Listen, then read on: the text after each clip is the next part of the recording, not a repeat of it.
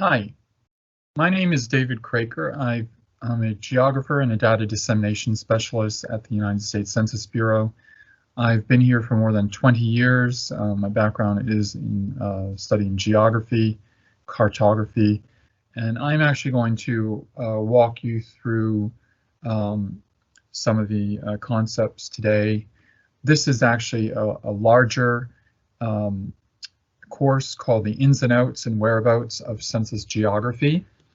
And today we are actually going to be looking at the module titled Legal Geography. And within that, we're going to look at consolidated city, county and equivalents, county subdivision, minor civil division, place, and within that incorporated place, states and equivalents, and townships and towns, and urban growth areas. So first, let's think about what is a legal geography. And so legal geographies are actually entities that originate from legal actions, treaties, statutes, ordinances, resolutions, and court decisions, etc. They also have elected government officials and or stakeholders, and who usually represent legal geographic areas. So a little bit more easily to understand if we look over here on the right on the image, these are the general geographies or entities that we think of on a day-to-day basis. So for example, the state of Georgia, or a county, or a city or place within that county. So these are the normal sort of legal geographies that we think about from day to day, but we do have many others. This is a hierarchy that we have at the Census Bureau, and we like to say that certain things nest within other things. So for example, if you look at the very bottom, the Census Bureau, we do create blocks, and then within the blocks construct block groups, and then from that tracts, and then counties, states, and nations. So those all nest within each other. But for example, if you look over here on the left, ZIGTA, zip code tabulation area, we say that those actually nest within the whole nation, simply because some zip codes cross state lines, so they don't really nest within the state. So that's the sort of thing that we need to keep in mind when we're looking at a hierarchy. And these are the more things that we're going to look at today. We're going to spotlight these things. So we have the nation, the state, and the county, and then within the county over here we have county subdivisions, and more specifically we have minor civil divisions. On the right, nesting within the state, we have urban growth areas, and then we have places. Okay, and typically we have in this module anyway, we will talk about incorporated places. Let's move forward a little bit. And let's look at states, our state equivalents. They're actually the primary legal subdivision of the United States. States, unlike U.S. territories, possess a number of powers and rights under the United States Constitution.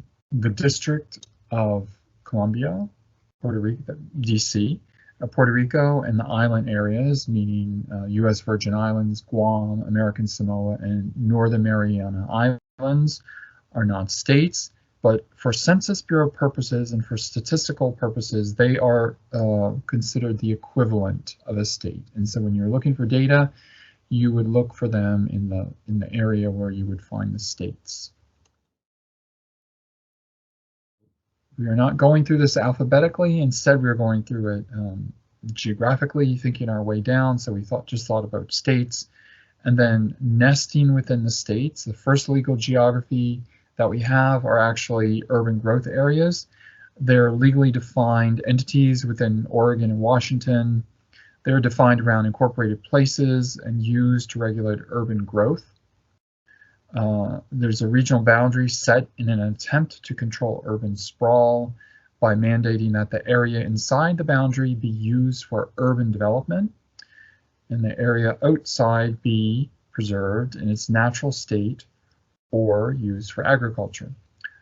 Urban growth area is used by local governments as a guide to zoning and land use decisions. They are delineated cooperatively by state and local officials and then confirmed by state law. So let's think about place. Okay, that's a very generic term, but place is a concentration of population which has a name, is locally recognized, and is not part of any other place. It tends to have a residential nucleus, and the Census Bureau uses this term to refer to most cities and some towns and villages and boroughs around the nation. But a place may be an incorporated place, or which means it would be self-governing, or it may be a census designated place, which we will not talk about in this module, that is in the statistical geographies module. But let's delve into that a little bit more. Incorporated place. Incorporated place is a type of governmental unit incorporated under the state laws, a city or a town, a borough or village, and having legally prescribed limits and powers and functions. Now, the Census Bureau recognizes incorporated places in all the U.S. states except Hawaii. And for Hawaii, by agreement with the Office of the Governor, the Census Bureau recognizes all places as census designated places, CDPs, rather than incorporated places. So the idea of census designated place is discussed in another module. So incorporated places tend to take their duties quite seriously, and they do have a lot of sway over their local jurisdiction, as we can see on the right here. This city in Florida, even posts their city limit signs in the middle of the river because of boating regulations and fishing regulations. So here we are out in the field, and today we're going to look at the difference between what's called an incorporated place and areas that are not incorporated places, meaning, for example, a township or a town or the county. And so we're going to go this way, and we're going to look at this incorporated place here in northern New Jersey, which is actually called a village. So here we are, a couple of things we should look at when we're trying to think about what an incorporated place could be. Certainly this isn't like this all around the country, but certainly in the Northeast and the middle of the country we have well established incorporated places like this village. And as we're coming into the place, you can see that the sidewalk begins just a little bit beyond this sign. We start to see some amenities and some infrastructure improvements that exist. So for example, the sidewalk. And if you were to look a little bit further along this road, past these parked cars, you would see that there's actually a lane on the side of the street for parking. Okay, I don't know if you can see that. And then as we get even closer, we're going to see that this place has gas lanterns. It actually also has a crosswalk here for people to get across this street. And the other thing that it has, believe it or not, is a center line in the road to separate traffic. If I were to turn around slowly so as not to make you dizzy and look at where we just came from, we might see here on the left that there is no sidewalk. There is a sidewalk on the right, but no sidewalk on the left, and the center line sort of peters away. There's nothing down there. The other thing that's kind of interesting, as we come into this village, there's a sign. So coming in and leaving, there's a sign. But over here on the right, going into this adjoining township, there is nothing. There's no amenity letting us know where we are or where we're coming into. So that is kind of a difference between incorporated places and places that are not incorporated. The other little issue here is if you are in other parts of the country, incorporated places like cities are expanding so quickly that sometimes they do not have enough time or capability to put in those amenities. It may take them years to actually do that. So.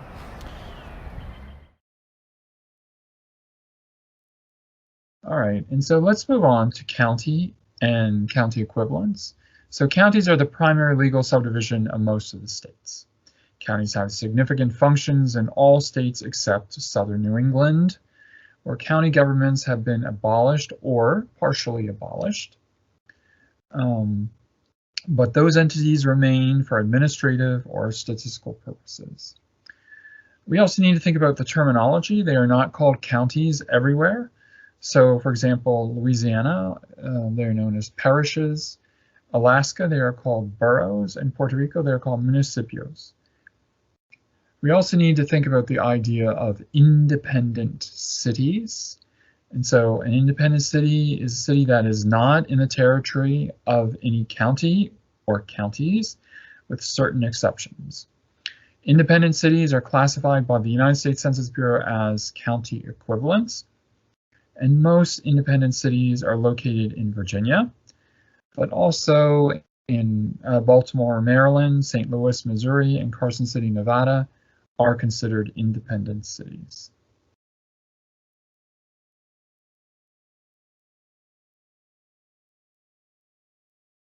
We also have something called a consolidated city.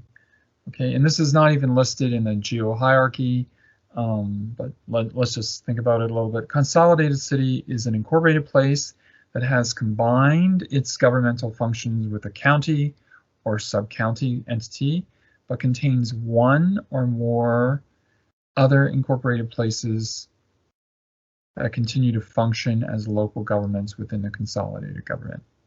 So consolidated city county is simultaneously a city, which is a municipality, and a county, which is an administrative division of the state, having the powers and responsibilities of both. Okay, so consolidated city counties, and this is Jacksonville, Florida, this is consolidated city county, are not designated county equivalents for administrative purposes, since both the city and the county, at least nominally, exist. They are properly classified as counties in their own right. They are formed when one or more cities and their surrounding county area merge into one unified jurisdiction. And so here we go, a lagniappe for you. Do you know what the balance is? In 9 city-county consolidations, pre-existing municipalities kept some of their sovereignty. So when looking at data, sometimes those areas are referred to as the balance and are not included in data for the consolidated area.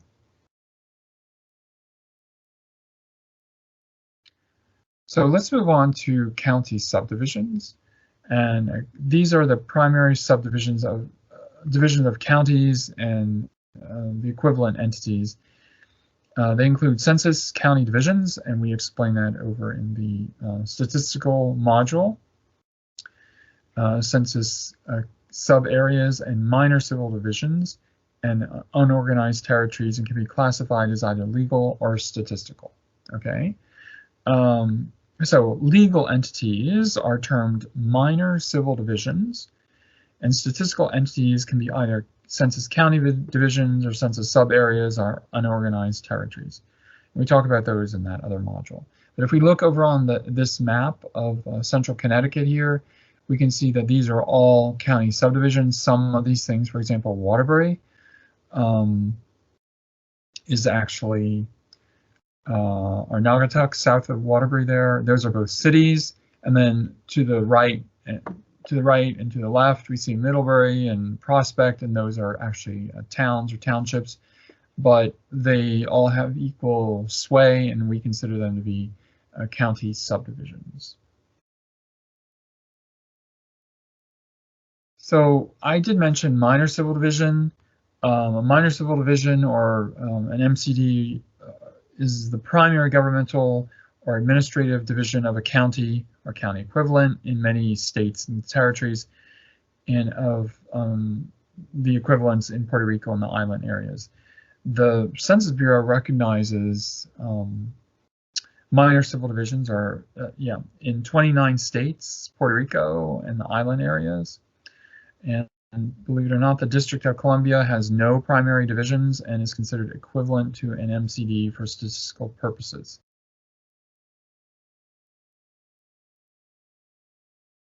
In New York and New England, these are called towns.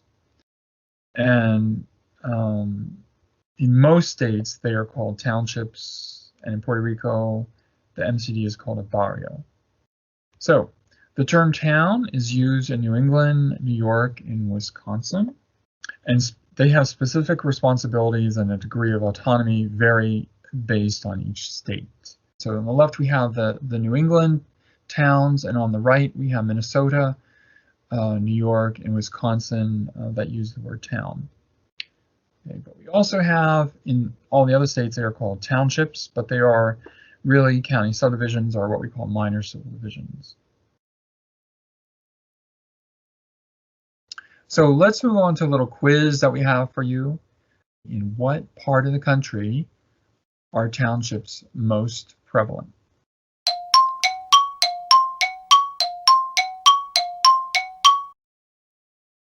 And so that would be the northeastern states. And which states use alternate terminologies for county?